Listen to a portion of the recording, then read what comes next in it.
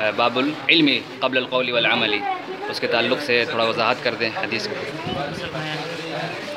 امام بخاری رحمۃ اللہ علیہ اس باب کے ذریعے علم کی اہمیت کو بتانا چاہ رہے ہیں، اور اس کے بعد انہوں نے قرآن کریم کی آیت پیش کی ہے فَاعْلَمْ أَنَّهُ لَا إِلَهَ إِلَّا اللَّهُ۔ پہلے علم ہونا چاہیے، توحید کا علم ہونا چاہیے۔ کسی بات کو کہنے یا کسی بات پر عمل کرنے سے پہلے اس کا کیا ہونا چاہیے؟ علم ہونا چاہیے۔ بغیر علم کے انسان کوئی عمل کوئی عبادت نہیں کر سکتا، جاہل کیا عبادت کرے گا، ہے نا؟ اس لیے امام بخاری نے اس بات کو کہا کہ علم بہت ضروری ہے کچھ کہنے سے پہلے۔ بغیر علم کے اگر آپ کوئی بات کہتے ہیں تو ہو سکتا ہے کہ آپ کی بات غلط ہو جائے۔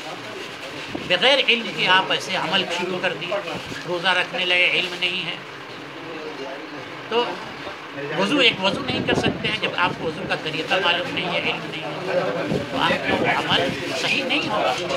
اس لیے علم کا حصول ہر حال میں ضروری ہے، اور سب سے پہلے علم ہونا چاہیے توحید کا، جیسا کہ اللہ تعالیٰ نے فرمایا کہ فَاعْلَمْ أَنَّهُ لَا إِلَهَ إِلَّا اللَّهُ۔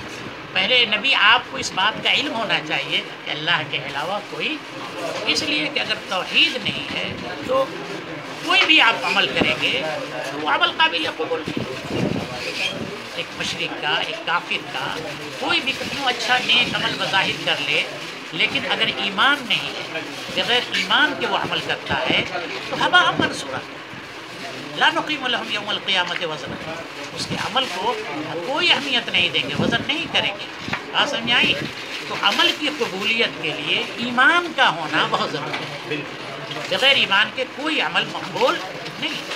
عبداللہ بن جدعان تھے، عرب کے اندر بڑے سخی تھے، حج کے ایام میں مکہ کے تھے، لوگ آتے تھے حج کرنے تو وہ کھلاتے تھے حاجیوں کو، کپڑے بھی پہناتے تھے۔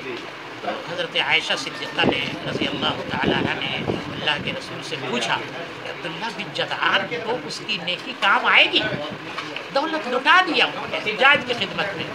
آپ نے فرمایا کہ نہ، وہ مومن کہا، اس نے تو ما قال یوماً اللہم اغفر لی، اس نے تو کسی دن یہ نہیں کہا کہ اللہ مجھے بخش دے۔ اللہ پر اس کا ایمان نہیں تھا۔ جب ایمان نہیں تھا کتنی دولت لٹا دے، اللہ کے نزدیک وہ ایکسیپٹیبل، قابل قبول نہیں۔ عمل کی قبولیت کے لیے ایمان کا